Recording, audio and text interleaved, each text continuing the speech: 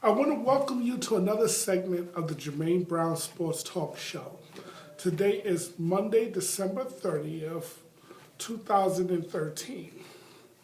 This is a special segment because unfortunately today is known as Black Monday. Now, why is it known as Black Monday? Because in the NFL, at the end of the season, which always ends on a Sunday, usually the next day you got coaches, whether it's head coaches, assistant coaches, and or GMs that are on the hot seat. Usually there are a lot of firings during that particular day, and it's a very stressful day for pretty much everyone within an organization. Now, usually this happens with teams that are consistently losing. Obviously, teams that are consistently winning, they don't have to worry about this particular day.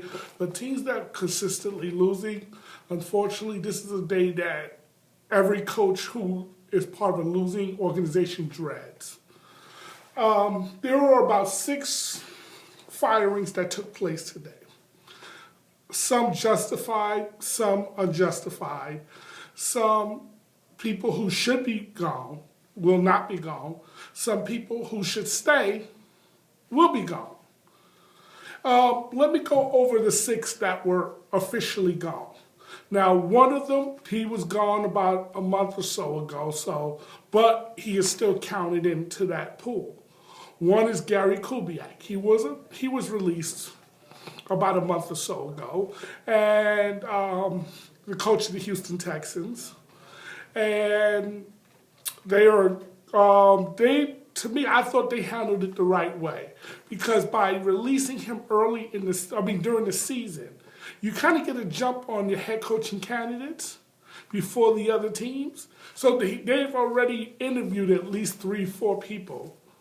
The word is that it looks like Bill O'Brien, the head coach of the Penn State Nittany Lions, will end up getting that position, but we shall see.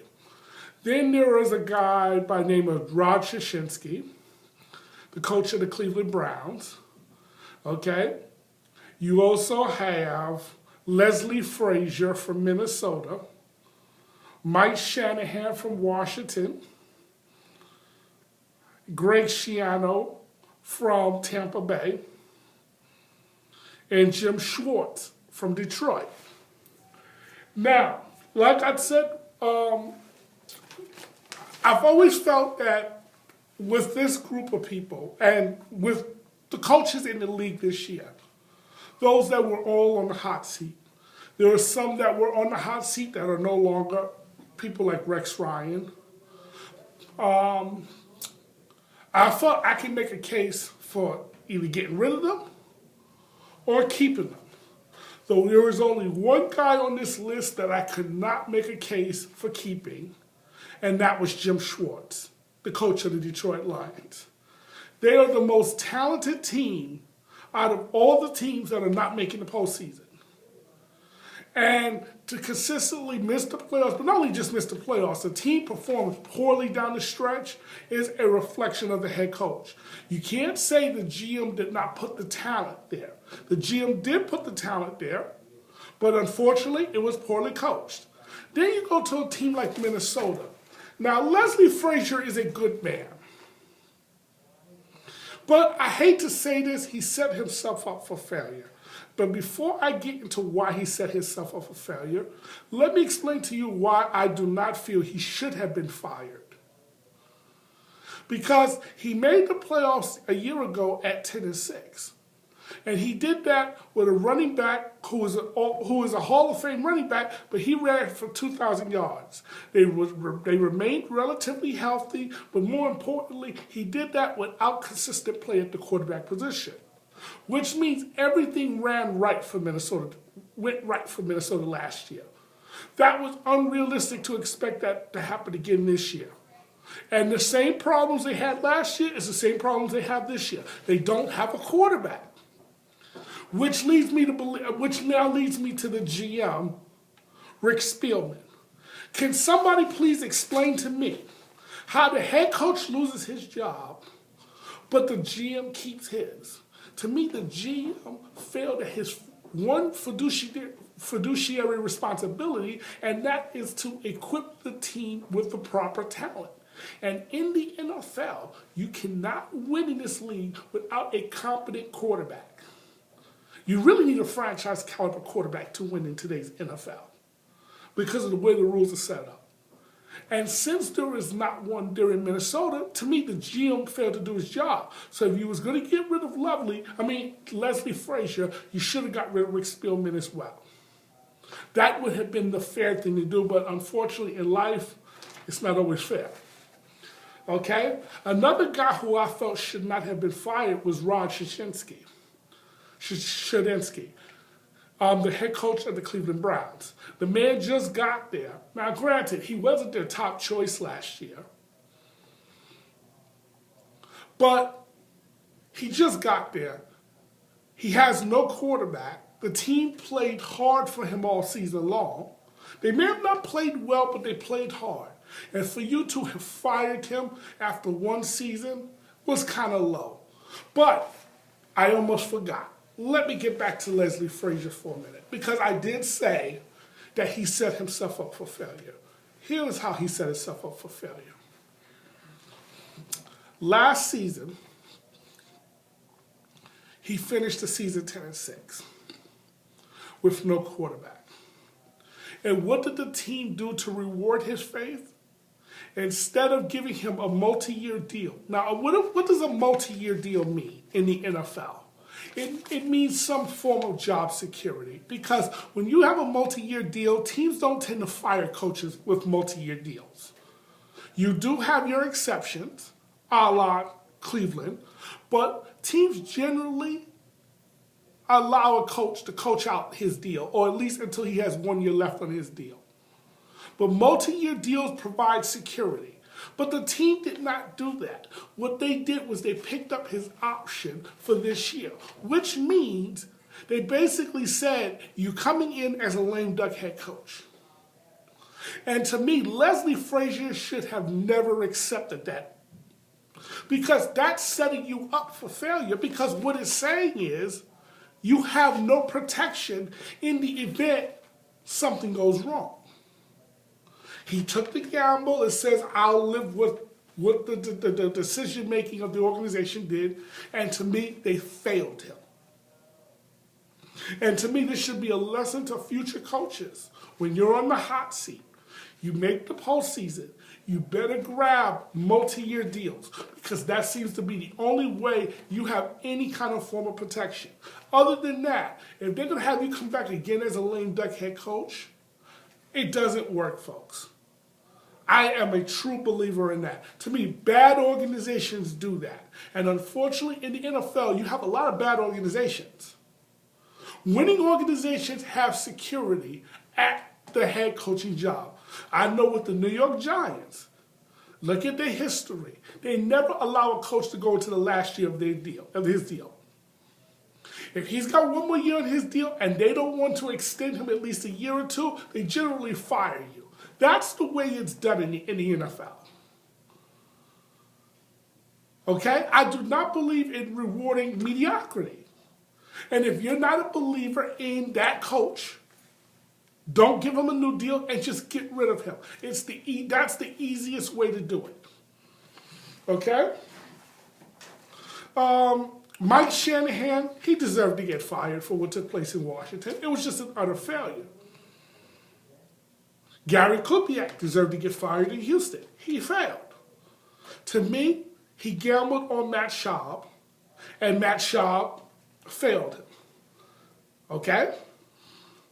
Greg Schiano. Now, this is an interesting one, because the team did play hard and play better for him down the stretch of the season. But it was not enough to save his job. But to me, what the organization did, which was the smart thing, when you fired the head coach, you also got rid of the GM who hired him. Why do you do that? It's called starting over, folks. If you're going to fire one, fire the other. It makes the most sense. It makes the most sense. Now, you would say, well, wait a minute. Did the GM in Detroit get fired? No, and he should not have been, because you know why? He actually did his job. But the question is, did Mark Dominic, who is the GM of the Tampa Bay Buccaneers, did he do his job? And the answer is clearly no. The team failed under the 2 years that he was running it, and unfortunately, he hired Greg Schiano, who embarrassed the organization with the whole Josh Freeman incident that took place earlier, when someone in the organization, quote unquote, released his medical information. That was low class. It was an embarrassment to the Glazer family, and they had to do something. So they both had to hit the road, and it was the smart play. Now, let me talk about a coach who who is safe, and that is Rex Ryan.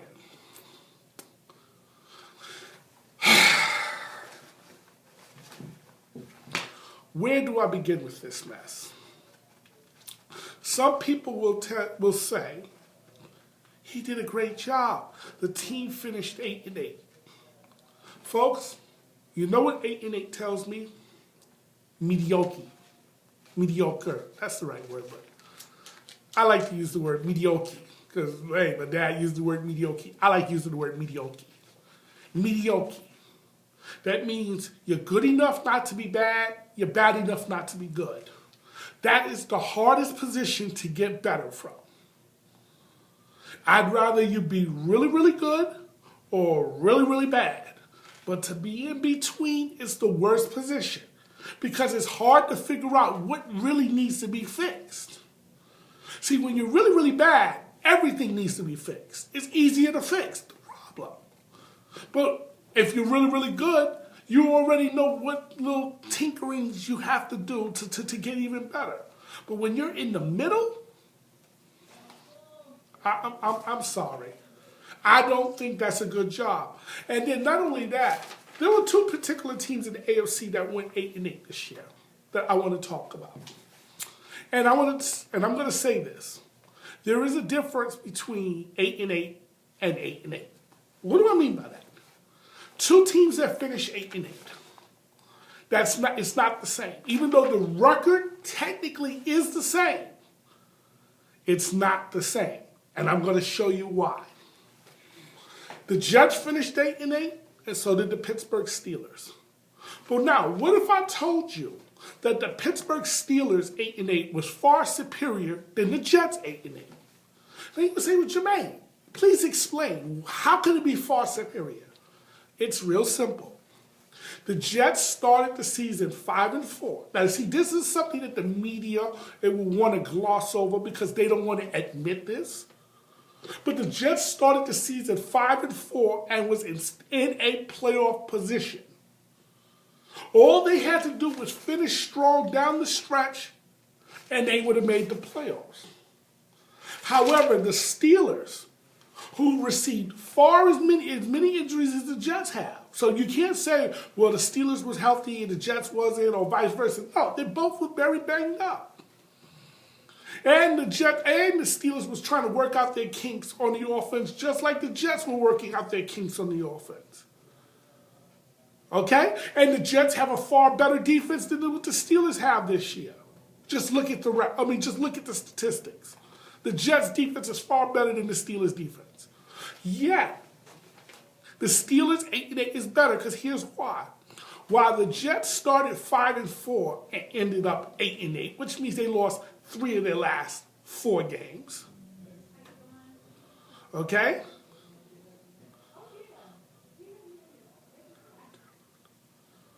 They lost 4 of their last 7 games. I'm sorry, they lost 4 of their last 7 games. The Steelers started the season 0-4. Now, I want you to think about that for a second. 0-4. Teams that usually start the season 0-4 don't end up 8-8. They end up 4-12, 2-14, 3-13, maybe even 7-9, 6-10. But rarely do they end up 8-8. with a shot at the playoffs, which the Jets were eliminated about a month earlier. Well, not about a month, but it's an exaggeration. But the point being, the Jets was eliminated far earlier than the Steelers. The Steelers was in playoff contention to the last day, which really tells you just how bad the AFC is this year. But that aside, the Steelers started 0-4. Just do the math, folks. Okay?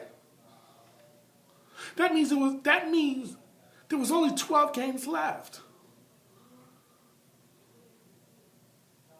Just do the math. 0-4 to 8-8. Big difference. Then 5-4 to 8-8. One team finished hot down the stretch, the other team did not. That's the difference. That's why I say 2 8-8 teams are not necessarily the same. It's not the same. One feels a lot better about itself than does the other today. I'm being honest with you. One feels a whole lot better about it because Pittsburgh's season was looking like it was about to spiral right out of control. And yet they found a way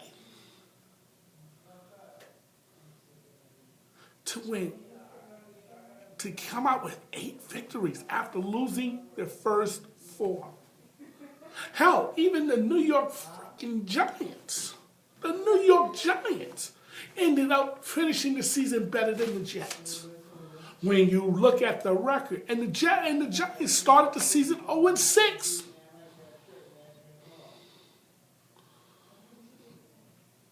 Now, they don't have the record that the Jets have, but from the end of the season, look at the difference.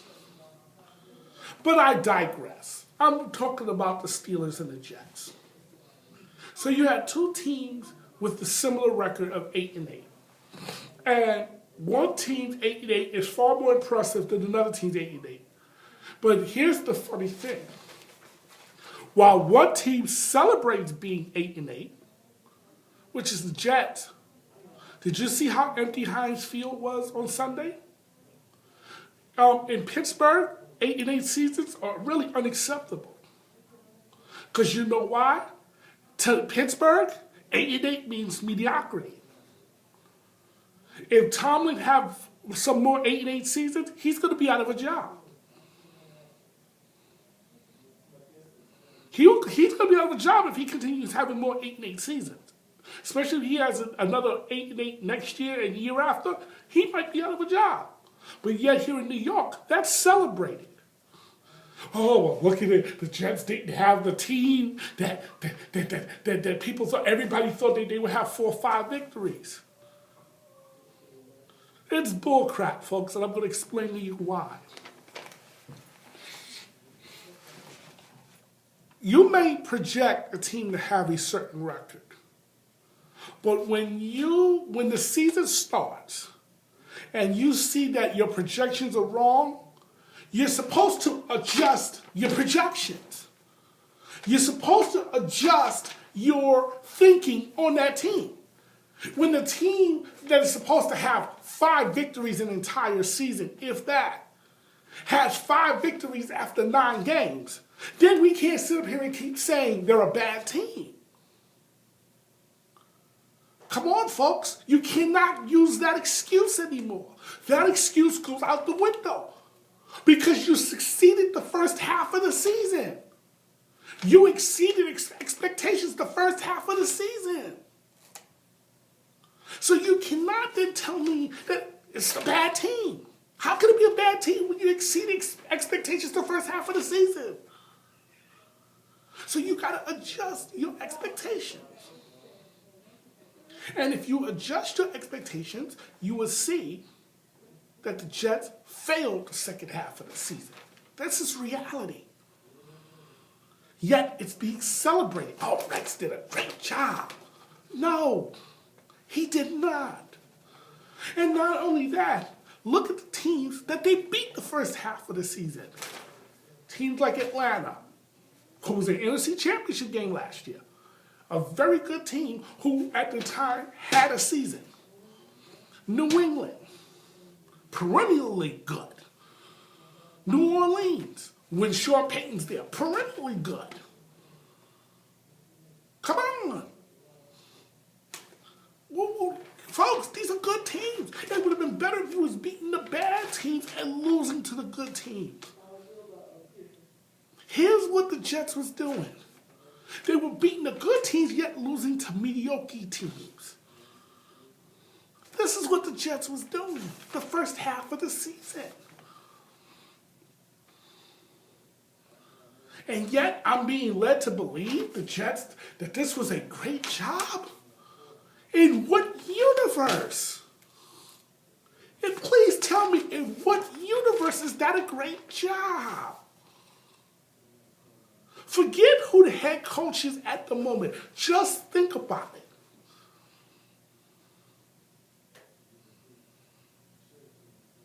If you're being told that your team isn't good enough to get 3 victories, 3 victories would be an accomplishment, and you got 3 victories after 4 or 5 games, does that mean did you not exceed expectations? Well, if you exceeded expectations, is that not a good season?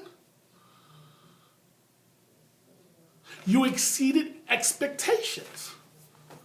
So you can't now not be judged on what you were supposed to be in preseason or what the preseason prognosticators said you were supposed to be. It just means that we all got it wrong. The Jets wasn't as bad as the roster appeared to be.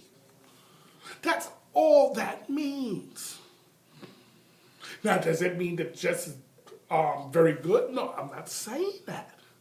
All I'm saying is everybody who said the Jets would have no more than 4 to 5 victories before the season started, we all got it wrong.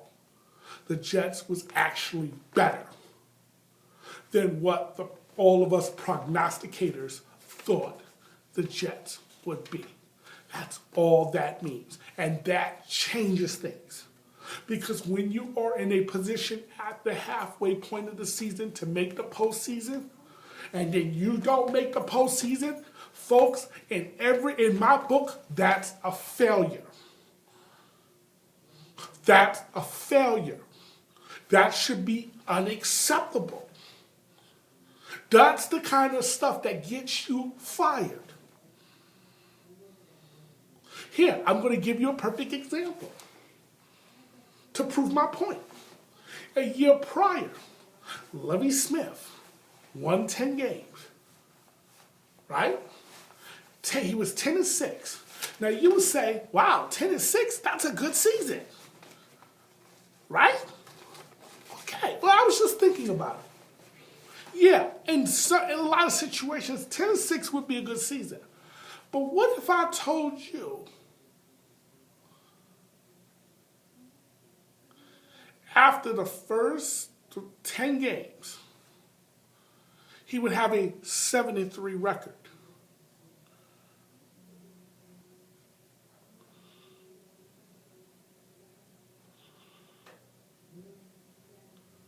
Now, tell me, if I told you he would have a 7-3 record and then commanding lead to not only make the playoffs but win the division,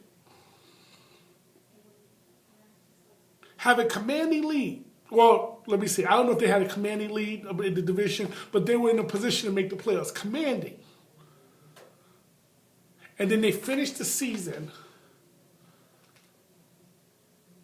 Because let me see, if they started 7-3, 10-6. So that means he finished the season 3-3. Now that 10-6 record don't seem so impressive, does it? Let's think about that. It doesn't seem so impressive. And here was the problem. 10-6, but they didn't make the postseason, and what happened? He got fired. Now, A lot of people said the GM was wrong. Phil Emery, the GM was wrong for firing Levy. And how you fire a man after 10-6 season? Because they're looking at the overall record, but they didn't look how that record was actually achieved. Now, in fairness to Lovey, he lost his backup quarterback in he lost his starting quarterback in Jay Cutler for a good portion of the season at the end. So that was why the team collapsed down the stretch. But in fairness, this year, Cutler missed 8 games. And yet, the team didn't just collapse down the stretch. I mean, they actually performed relatively well. But forget about this season. I'm talking about last season. 10-6 sounds great until you figure out the team started 7-3. And with the soft part of their schedule on the back end. Losing to... Wow. Yeah.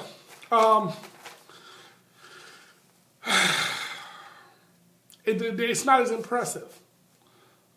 Yet, he got fired. Because why? He didn't make the postseason. Now, Phil Emery is setting high standards. His standards is pretty high. Because he's telling you, it's postseason or bust. Now, here's the problem, Phil. Here's the problem. This year, your team has 2 fewer victories. Now, I went on in my last segment and told you how I felt that the Bears, even though record-wise they're not as good this year, wasn't as good this year, and defense-wise they weren't good this year, I went on the record and saying how I felt that the Bears were a better team because offensively, they're much improved than they were under the Lovie Smith era.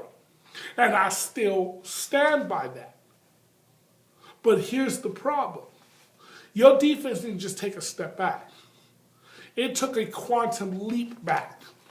And that is actually unacceptable. Because you see, here's the problem. If you don't make the postseason, then shouldn't you be held to the same standards that you held Lovie Smith to? So whether it's the offense that fails you or it's the defense that fails you, what's the difference? You still failed. Now this year, your defense failed you, not your offense. Your defense failed you. And now, if I was the owner of the Chicago Bears, see, because I'm a believer in letting, if I hire a GM, I'm going to let the GM do his job. I'm going to let the coach do his job. I'm going to let the assistants do their job. If we bring in the players, I'm going to let the players do their job. And even if I disagree with what you're about to do, let's say you're the GM. You want to remove somebody. You want to fire somebody. I want to keep somebody. As the owner, yes, technically I can overrule you. Because at the end of the day, I'm the owner. But I do not believe in overruling my personnel. And here's why.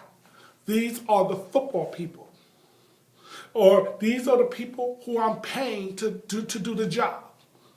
That means they should have more experience and knowledge than I. And even if I feel that while they're doing it is petty, I'm going to still let you do your job. Because if it doesn't work, I know who to point the finger at. I know who to fire. And I would have no problem firing you. Because you failed. But if I overrule you and I'm wrong, I don't fire myself. I'm the owner. But now what I did, I just set the franchise back anyway. So I believe in allowing the owner, the GM to do his job. So even if I wanted Lovey back, if Phil Emery wants him out, okay. But it better work. Now this year it didn't work. I'm only going to give you 2 more seasons. Because to me that's fair. You get 3 seasons.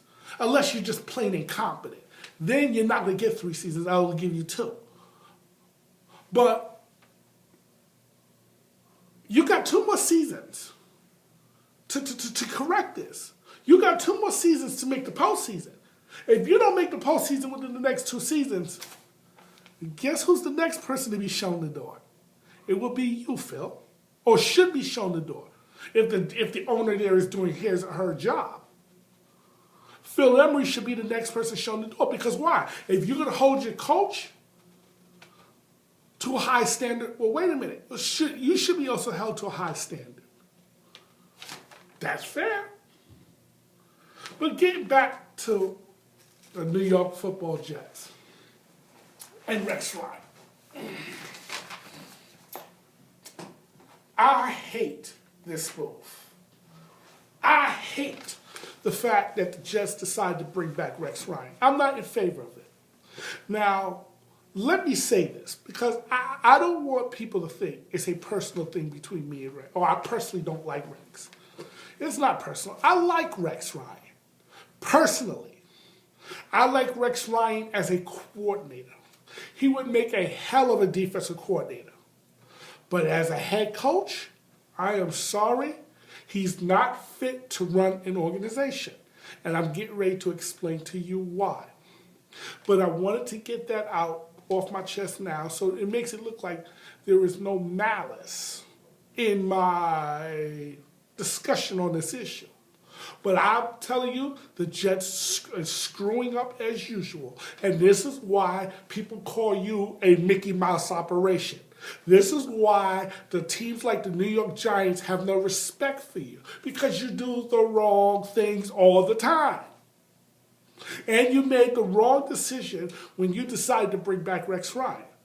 But let me get to that in particular. Notice who made that call. Who was the one that announced that? That was the owner. Again, remember when I said I believe in allowing the guy who I hired to do his job? Well, to me, that should be the job of the GM to announce that the coach is coming back.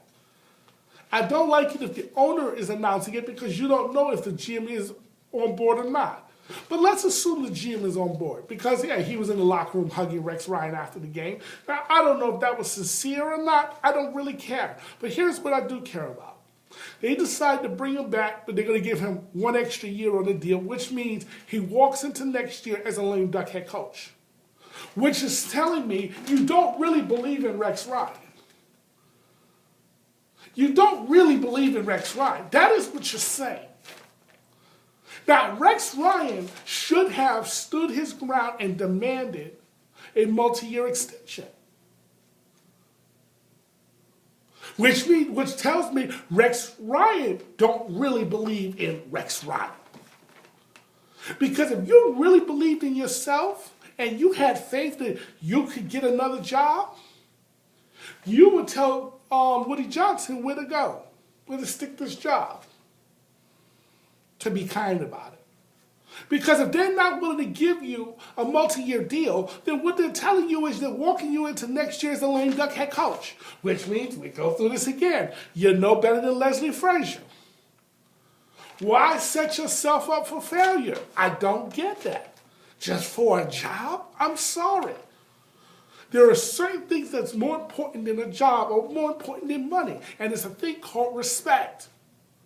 And you're not getting respect when they, well, we'll just give you an extra year, prove yourself again, type of thing. That's not respect, folks. That's a slap in the face. But here's why they're giving you this deal. They're placating the fans and the media. And this is what Woody Johnson is known for doing, which is dumb. This isn't the first time Woody Johnson went out on his harebrained schemes. Remember a guy by the name of Tim Tebow? To sell seats, Woody Johnson said, let me bring in Tim. He doesn't do what's in the best interest of the franchise. He does what he thinks will sell tickets. Fans don't go to MetLife Stadium to see Rex Ryan. They go to see the New York Jets. Now, why do I detest this move? Besides the fact that you gave him a 1-year deal. Why do I detest this move and why do I detest having Rex Ryan as my head coach? Where do I begin? Okay, and I should have stated this in my last segment on my previous show. I should have stated why I don't want Rex Ryan. I mean, I should have been clear about it. Let me be clear about it right now.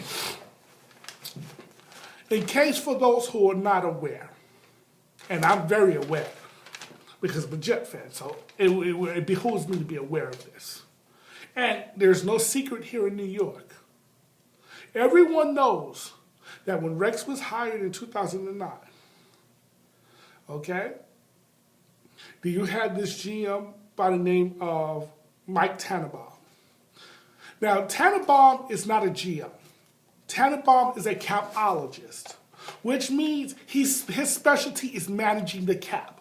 That's what he does. But Willie Johnson had a great idea.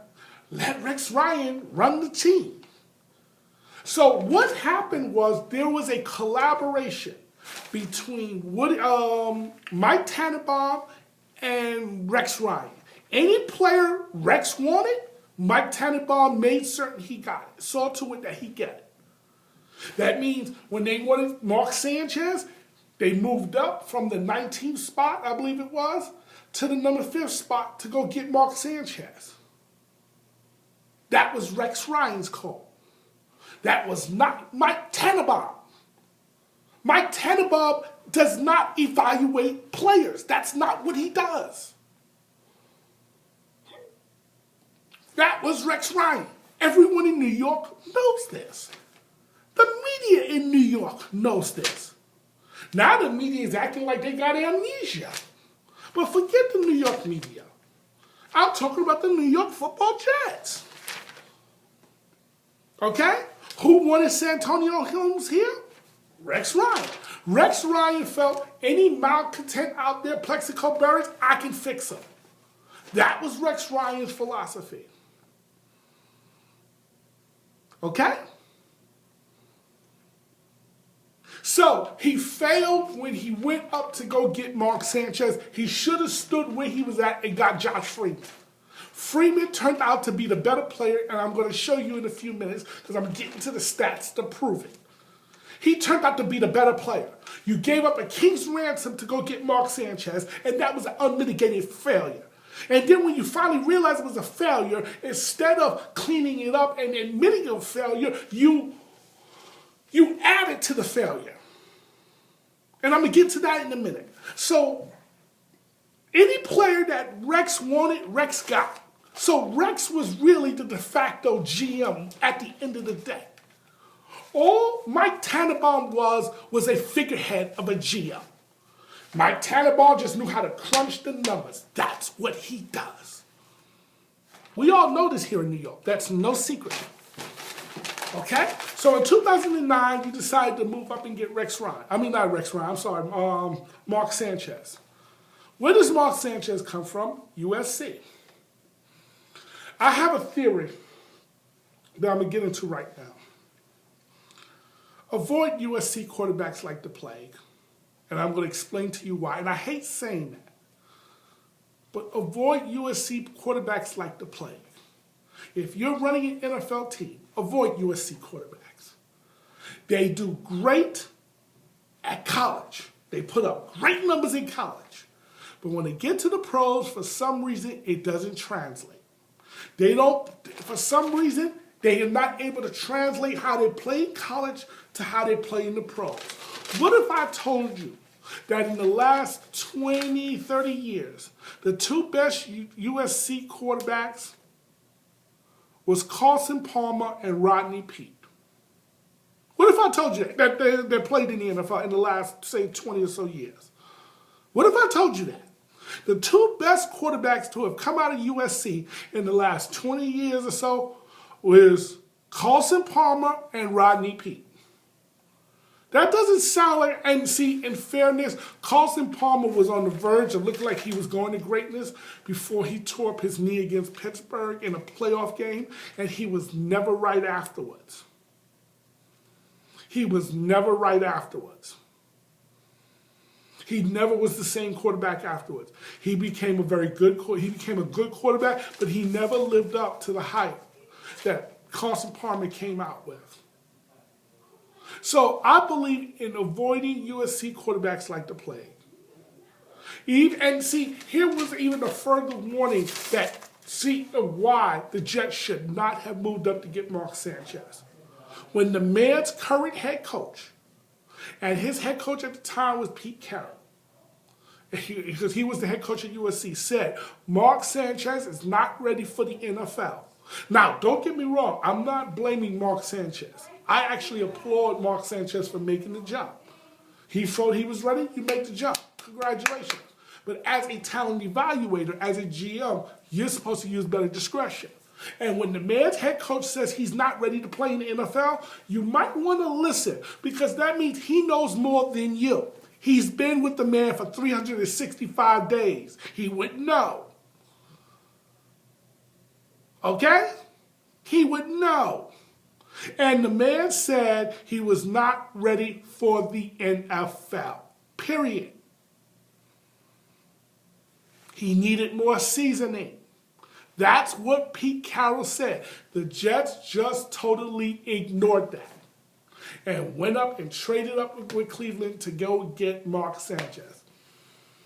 And it turns out Freeman had the better career. Then, you had a chance to, in 2011, move on from Mark Sanchez. Okay? Because you went after Peyton Manning. And there's no sin in that. There's nothing wrong with that. Peyton Manning's available, you go after Peyton Manning. I'm sorry, because Mark Sanchez didn't prove he was a caliber quarterback at that time. But Peyton Manning basically rebuffed you, didn't even give you the time of day. So Mark Sanchez, quote-unquote, feelings was hurt. And what did you do? You went and gave him a new deal where you guaranteed him $11 million. Now, everybody's going to say that was Mike Tannenbaum, but that had Rex Ryan's fingerprints all over it, because the word here in New York was that Rex was always coddling Mark Sanchez. This was why there was problems in the locker room, which Rex said, I didn't realize what was going on in the locker room. Now, for a coach to say that is one of two things. Either you're telling the truth or you're lying. But either way, it doesn't look good for you. It makes you look like you're incompetent. That's the reason why I don't want Rex Ryan as my head coach. That's one of the reasons. And here's the second reason I don't want Rex Ryan. And this is the main reason I don't want Rex Ryan as my head coach. I'm even willing to overlook that statement. But here's what I can't overlook. He believes in the ground and pound, because he was on that staff in Baltimore in 2000 when they won the Super Bowl with Trent Dilfer as their quarterback. And Rex Ryan believes in running the football, playing solid defense, and then having the quarterback just don't screw it up. And you cannot win that way in today's game. Today, you need balance. You need to be able to run and pass. I said that in a previous segment. You got to be able to run the football and pass the football.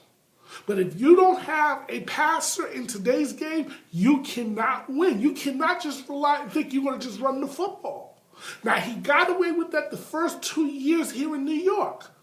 He got to the AFC Championship game both years.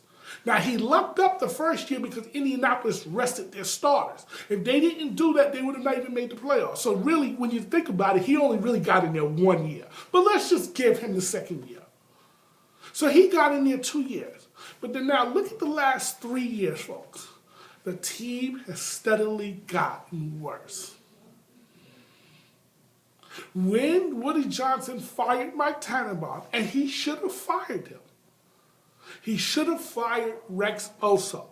And everybody here in New York knew it, because everybody here in New York was saying the same thing I was saying. Why didn't you fire the head coach also? Because everyone knows it was Rex Ryan who was pulling the trigger, not Mike Tannenbaum. He's a figurehead at best. And if you listen to him on the NFL Network, he will tell you he don't know anything about personnel, player personnel. Just listen to when he talks. This is the guy who was, quote-unquote, running the Jets. The bull crap. And see, remember, and this is why the Jets is known as a laughing stock around the league and why the Jets don't get the benefit of the doubt. Woody Johnson goes on Bloomberg TV about a year or so ago saying that he'd rather Mitt Romney win the presidency than his Jets win. In other words, he worked on the Mitt Romney campaign.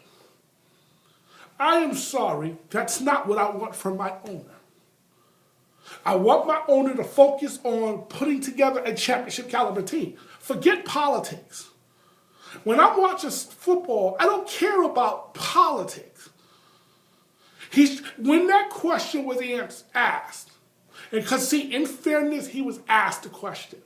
If you had to choose between either Mitt Romney presidency or the Jets winning, which one would you choose? There were so many different ways he could have answered that. If he was smart, there were so many different ways he could have answered that. He could have said, well, I'm not accepting, I want both. And I won't accept, to me, one or the other is unacceptable. I want both. I want Mitt Romney as the president, and I want the Jets to win. Neither one is unacceptable. Just having either one. I want both.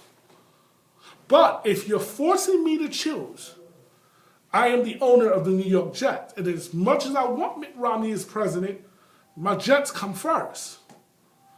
That's what a smart owner would have said. But Woody Johnson, and who's still running the Jets? Woody Johnson. And see, he's allowing because he likes Rex Ryan, because Rex Ryan is a likable guy, he's allowing this to cloud his judgment. He's allowing this to cloud his judgment, and he's going to pay the price. Because next year, I'm going to already tell you what's going to happen, and you already getting an early prediction on the 2014-15 season. Next year, New England will win the division again, and the Jets will finish no better than 8-8, 9-7. Which means next year they will not make the playoffs, and we're going to be through the same song and dance again next year. But here's the problem. They probably will fire Rex next year, but now it's another lost year. And the clock is running now on John Izek. Because if you go a couple of more years without making the playoffs, guess who else we're going to want out of here? And I ain't going to want to hear, well, I didn't get a chance to have my coach. Because you should have said something. You should have not allowed this to have gone down. You should have spoke up. Even if it means you're getting fired. You should have told Woody Johnson, we have an agreement, buddy, that I run the team. I run the team. And I'm not in favor of this. Just like Washington has an agreement. Mike Shanahan calls the shots. Mike Shanahan determines who are the coaches and who plays. He gets no interference from Daniel Snyder or Bruce Allen. That's the agreement. So when he decided to sit down RG3, Robert Griffin III, for those who may not know, okay, the star quarterback, the owner was smart not to interfere in that. Because the worst thing you can be seen at is a meddlesome owner, an owner who doesn't keep his word. That's the worst thing you can be seen as. So when he decided to sit RG3, he allowed the coach to do what he wanted to do because he knew he was going to fire him. Well, if Izzy did not want Rex Ryan, this was the time to stand up and say, no, I'm not in favor of this. This is what I want. Give me what I want or you let me go. But I'm not bringing back Rex Ryan. In other words, you got to have what we call that Mexican standoff. That's what John Izzy should have done. But since he didn't do that, you're a coward. Because we all know Rex wasn't what you really wanted. So since you're a coward, you're on the clock. And I'm expecting you to win within the next year or two. And if you don't, we're going to start demanding you're out of here. Because guess what? You kept Rex around. You listen to the media and the fans, guess what happens? You tend to sit with them because the media and fans don't fire themselves. The media and fans don't fire themselves. I'll be back.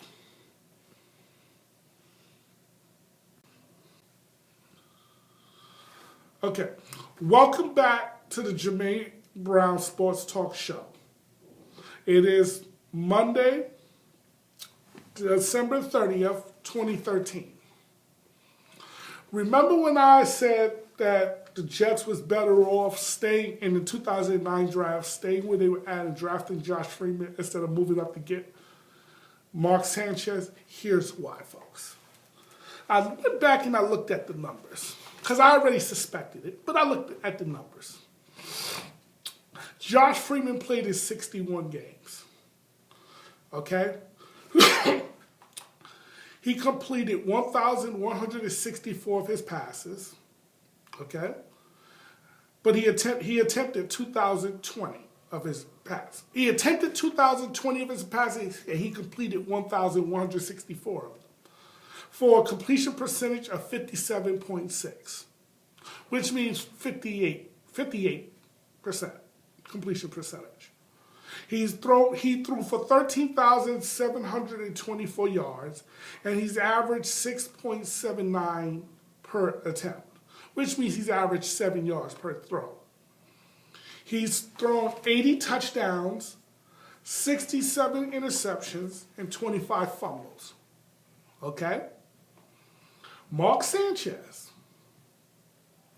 he played in 62 games. So he played one more game than Josh Freeman.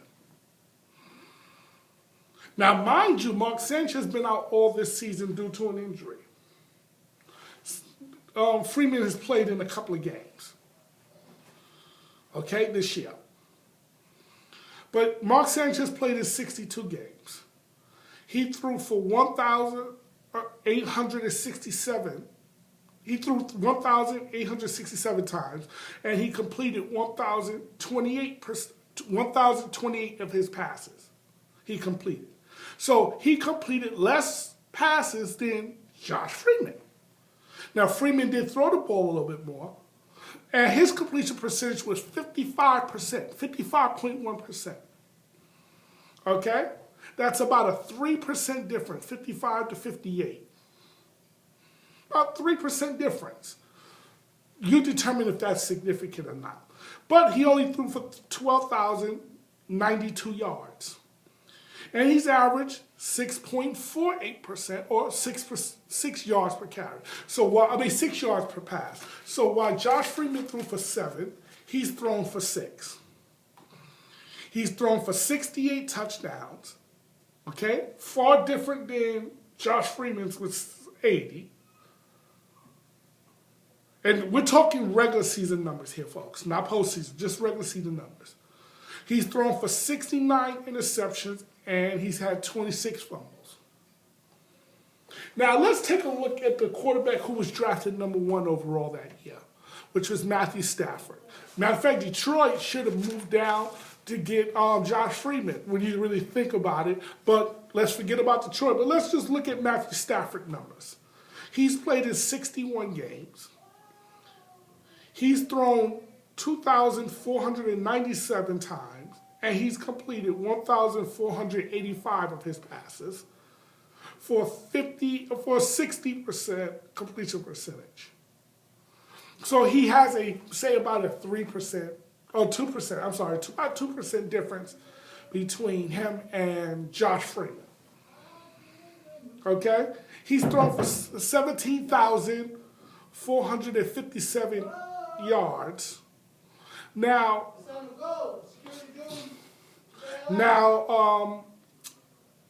in fairness to Freeman, he hasn't played with a Hall of Fame wide receiver. Matthew Stafford has. He's been thrown to a Hall of Fame wide receiver, and he's even got a far superior team around him than Josh Freeman does. Yo, what you doing, man? Yo, buddy, I'm recording. If you don't mind, thank you. Get that out. Record you fired. He's thrown for 109 touchdowns, 73 interceptions, and 15 fumbles. So his numbers are that much better than Josh Freeman's, yet he's getting paid as if he's a Super Bowl caliber quarterback. And he's not. He's getting paid as if he's a Super Bowl caliber quarterback, and he's not. You can make the argument for the talent around each guy. Josh Freeman has done the best. Because if you give Josh Freeman Matthew Stafford's talent, what would Josh Freeman's numbers look like? You could make that argument. But we're not here to talk about Matthew Stafford. I'm here to talk about the decision Rex Ryan made, where he chose to move up to get Mark Sanchez, and rather than stay where you at and got the better quarterback in, Josh Freeman. Okay? Now, let's just say you didn't know that, because see, you don't know how these quarterbacks going to turn out at the time. And Mark Sanchez was the so-called hot guy. Let's say you realize you made a mistake. Okay? And you'll know in a couple of years if you made a mistake. You don't think Jacksonville knew after they drafted Blaine Gabbert about a year or two in that they screwed up? You don't think Tennessee knew when they drafted Jake Locker a year or two in that they kind of screwed up? You don't think they knew this? You don't think Minnesota knew when they drafted Christian Ponder about a year or two in that they kind of screwed up? You kind of already know within a year or two whether you got a quarterback or not, folks. You don't need no 4 or 5 years to figure it out. You know within a year or two whether you have a quarterback. Okay? So let's say in 2009 you drafted Mark Sanchez. 2010, 2011, you was wooing Peyton Manning. Sanchez was at the end of his deal. Whatever. Okay? Or not, actually, he wasn't really at the end of his deal. I'm sorry. He still had more years on his deal. But what you decided to do was give him more guaranteed money. That's what happened. That was a mistake, folks. You knew in 2 years that he was at best, he operates best as a caretaker. Mark Sanchez can play, folks. He's not a bum. He's not a scrub. But he's what you would call a game manager. He's a game manager. That's what Mark Sanchez is a game manager. Someone to manage the game. In other words, if you got a ground and pound team, that's what Mark Sanchez operates well. And you'll see when I go through the numbers between him and Geno Smith, their rookie seasons, you'll understand why I say what I'm saying. He's a game manager. Today's game, you cannot win consistently with a game manager because it's hard. The league won't let you because the rules. So it's hard to have your defense playing at the level that it needs to play consistently to win with a guy like Mark Sanchez. You can win a year or two with Mark Sanchez, but that's just generally about it. So after 2011, you go, instead of drafting a guy like Colin Kaepernick, who was drafted in the second round by the 49ers. The Jets could have had him. So you chose not to draft Colin Kaepernick. Then 2012, once you realized you made a mistake, instead of you drafting Russell Wilson, who was out there, he landed until the third round. You chose not to draft Russell Wilson. You chose to bypass him because of Mark Sanchez. Oh, Rex Ryan is a believer in Mark Sanchez. You're making wrong personnel decisions.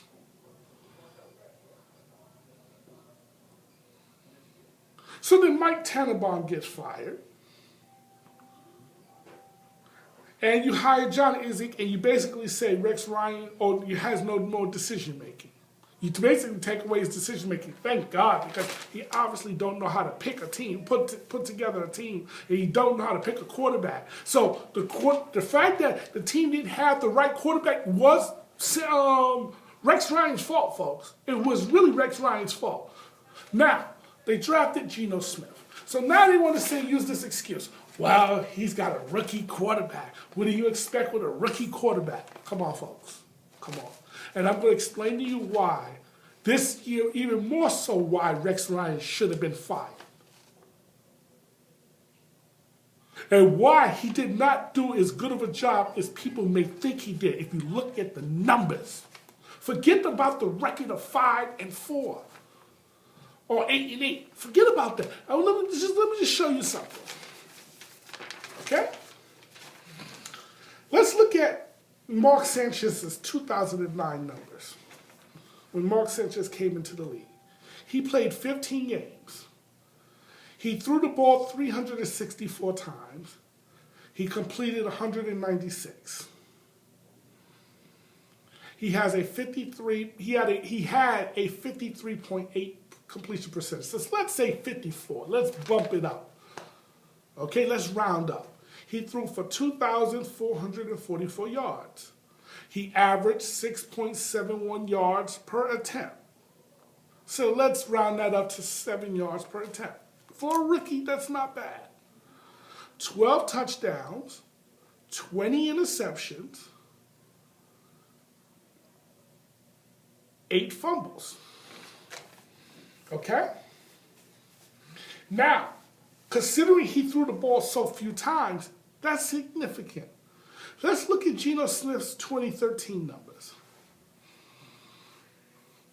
He played in 16 games, so only 1 game more than Mark Sanchez. But now let's notice the difference. He threw the ball 443 times. That's a significant difference in 364 times, folks. And he completed 247. Okay? That's different than 196. His completion percentage is 56%, 55.8. Let's bump that up to 56%, which is significant than 54%. Well, 2% difference, but I think that matters. He's thrown for 3,000 yards, 3,046 yards. Okay? He's averaged also 7 yards per attempt, 6.88 yards per attempt. But he's thrown 12 touchdowns, the same number that Mark Sanchez threw. He had 21 interceptions, 1 more interception than Mark Sanchez, and 4 fumbles. So that means in both of their rookie seasons, he threw the same number of touchdowns and he had fewer turnovers than Mark Sanchez. And Mark Sanchez had a far superior team around him than what Geno Smith supposedly have around him. Okay? Now, why is this important to know? And why do I say I'm holding Rex to even harsher standards now? And why I want him out? The first 9 games, and we're talking about Geno Smith here. The first 9 games, he averaged 30 pass attempts per game. What was the team's record during that period? They were 5-4. Now, 30 attempts, that's okay for a quarter. Most quarterbacks average more, but 30 attempts, that's pretty good. The last 7 games, Rex must have heard what the media said. Oh, let's reel him in. Let's go to this ground and pound. The last 7 games, he averaged 24 attempts per game. Folks, that's a significant difference. That's 6 less attempts per game. That's a significant difference. Okay? And if they were 5-4, the first 9 games of the season, what do you think they were the last 7? If they finished 8-8. That means they were 3-4, folks. That's a losing record because you went to the ground and pound. You went away from what would make you successful the first 9 games of the season. And you're telling me Rex did a good job? You gotta be out of your goddamn mind. But let's look at the numbers even further. 5 of the last 7 games, so that means 5 of the last 7, he averaged 22 attempts per game. 22. What was the team record then? 1 win, 4 losses. The last 2 games, he averaged 32 attempts per game. What was the team's record? 2 wins, 0 losses. So that means when he threw the ball, the team won. When he failed to throw the ball, the team lost. Just plain and simple. Let's just keep it real simple. Okay? Why would you go back to the ground and pound? Why would you do that? That doesn't win in today's NFL. Just go by your record. It got so bad that even the Jets announcer said, we got to get away from ground and pound. It's not working. So that's why it looked like Geno regressed during the second half of the season. Everybody put the blame on Geno. Oh, Geno's regressing. Geno Smith is not a caretaker. Geno Smith is not a game manager. Geno Smith is a risk taker. And when you try to reel in a risk taker, you're not going to like the results. And that's the problem with the New York Football Jets. You tried to reel in a risk taker. Oh, limit the mistakes. But you also limit the upside. You limited the upside. You tried to rely on your defense and running game. And guess what? Just look at the record. 3-4. Go and figure. When you allowed him to throw the ball, you was winning one game, losing another one, winning on one, losing another one, winning one, losing another. But when you took the ball out of his hands, now instead of winning one, losing one, you was losing 1, losing 2, losing 3, winning 1, losing 2, winning 1. That's what happened. You cannot be successful. Geno Smith is not a game manager, folks. He's one of those guys where he has a ceiling. He's either going to reach it or he's going to fail. There is no in between with Geno Smith. He likes to take chances. And if you're going to do that, then you got to put the right talent around him. So that's why I want Rex Ryan out of here. That's why I don't think he did the job that everybody wants to proclaim he did. Just look at Geno Smith's attempts per game. Why in the first half of the season, his attempts were high. Second half, they went severely down. And only the last 2 games, when Rex Ryan was now in a win or else situation, did he allow Geno to throw the ball again. Now all of a sudden you win your last 2 games. And that is considered a good job. I'll be darned. Please explain to me, because I am lost. I want to thank you for watching another segment of the Jermaine Brown Football Show. I mean, yeah, I'm upset. I'm just really upset. But I want to thank you for watching another segment of the Jermaine Brown Football Show. Sports Talk Show. I hope you enjoy it, and I hope you watch other segments that I have, and then you'll see how this all ties in. But thank you very much. You have a good night.